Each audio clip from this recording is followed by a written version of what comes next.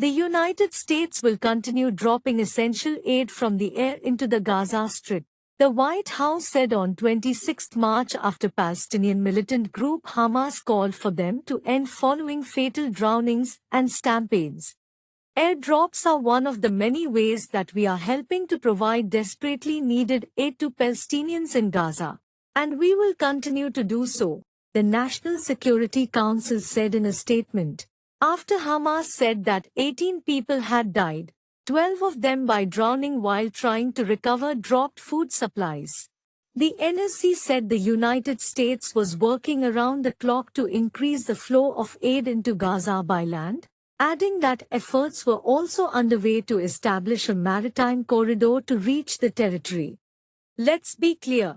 Hamas started this war and has refused to agree to a hostage deal that would create the conditions to facilitate a surge in humanitarian assistance, the statement said. Hamas urged for an end to airdrops whereby aid packages are dropped with parachutes from a plane, saying they were too risky.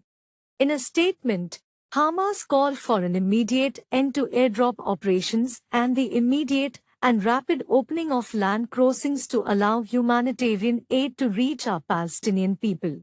The UN Children's Fund, UNICEF, has said vastly more aid must be rushed into Gaza by road, rather than air or sea, to avert an imminent famine. The health ministry in Hamas-run Gaza said 12 people including some children were killed when an airstrike hit a displacement camp late on Tuesday near the southern city of Khan Yunis.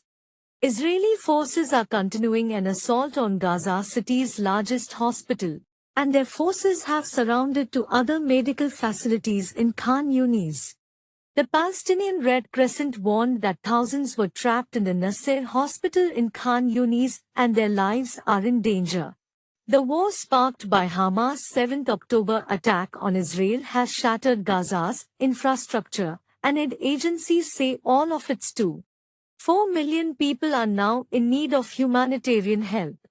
6 people were killed in stampedes, and 12 others drowned off the territory's Mediterranean coast trying to salvage aid packages, the Hamas government and the Swiss-based Euromed Human Rights Monitor said. Israeli troops meanwhile battled Hamas with no sign of a let-up, with the military saying its jets had struck more than 60 targets, including tunnels and buildings in which armed terrorists were identified.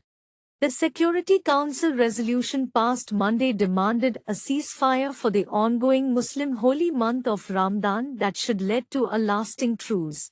Israel's top ally, the United States, which had blocked previous resolutions, abstained from the vote, prompting Israel to cancel a planned visit by senior officials.